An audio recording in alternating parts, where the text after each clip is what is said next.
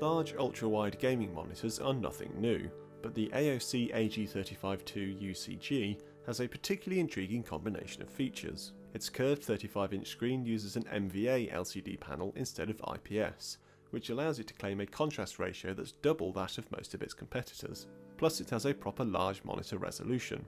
Several 34 and 35-inch monitors are only 2560 by 1080, but here you get 3440 by 1440 pixels, making it much more practical and sharper looking. What's more, this display can also refresh at up to 100Hz and includes G-Sync.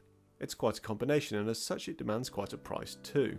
However, at around £800 or $800 it's noticeably cheaper than its main rival, the Acer Z35P, as well as the similar Acer X34 and Asus PG34-8Q. So is this the best of the bunch? Well, let's take a look. First things first, AOC has done a decent job with the overall design, though the particularly chunky bezels mean this display lacks the sleekness of the PG34-8Q and X34. However, the silver metal stand and rear contrast nicely with the black plastic of the rest of the build, and the curve of the stand in particular is rather fetching. It's just a shame AOC went with glossy black for the frame, plus the rather dull painted on AOC logo cheapens the overall look. Not really helping things are the lights that AOC has added to the underside of the monitor. As these things go, they don't look too bad, but they do make the bottom bezel even thicker and would be too distracting for my liking. Elsewhere, the AG352UCG largely delivers though.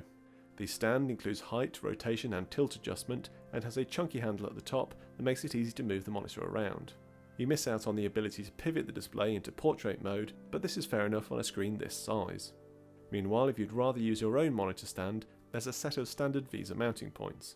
As with all G-Sync displays, connectivity is limited to just 2 inputs, with one each of DisplayPort and HDMI. But you also get headphone and microphone ports, and there's a USB hub. Intriguingly, AOC has chosen to use a micro USB 3 uplink port, rather than a conventional chunky USB port. The cable is included in the box, but it just seems like an odd choice. You also miss out on any USB ports on the side of the monitor, though AOC's signature flip-down headphone holder is present and as useful as ever.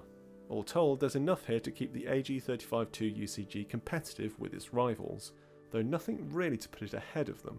What's more, trying to navigate this monitor's on-screen display drags it behind. On first impression, things look good, as AOC has used a little joystick control for navigating it. However, while this works wonders for the Asus PG34-8Q, here the controls don't work in an intuitive manner. That is, once you're in one of the menu options, adjusting it is always done by pushing the joystick forward or back, i.e. up or down, even if the option on screen seems to indicate that you should move left or right. You sort of get the hang of it, but it never quite feels like second nature. At least the menus themselves offer an ample selection of options, and moreover, it's not like you need to change much anyway. Adjust the brightness to your liking and you can pretty much use this monitor as is. That's because just about every image quality criteria of this display is near perfect right out of the box.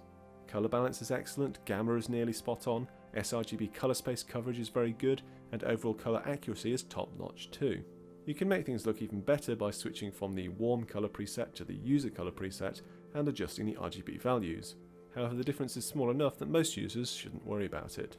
Aside from the colour accuracy, this display's pièce de résistance is its contrast. Because VA LCD panels can inherently produce deeper black levels than IPS or TN, you get a much better contrast figure. This gives a real richness and depth to the image, which makes this display particularly good for sitting back and watching video. I say sitting back because this is one of the slight downsides with VA panels. Their viewing angles just aren't quite as good as IPS. In particular, you get a more noticeable difference in black level from the top of the screen to the bottom when sat at a normal viewing distance of around 50cm. Move back to around a metre away though, and this is greatly reduced. And in fact on this monitor, this effect is less noticeable than on some other VA displays I've seen, but it is still there. What's more, when it comes to gaming, we come up against the other disadvantage of VA displays, which is a slow response time. AOC claims 4 milliseconds, which is the same as rival IPS screens, however there's still noticeably more ghosting here. This can be slightly improved by adjusting the overdrive setting, but overall it's still not quite as crisp. Nonetheless, despite this slower response time, the monitor still offers a good gaming experience overall. The bump up to 100Hz does help it feel more responsive than 60Hz displays, and G-Sync works perfectly for smoothing out tearing and stutter.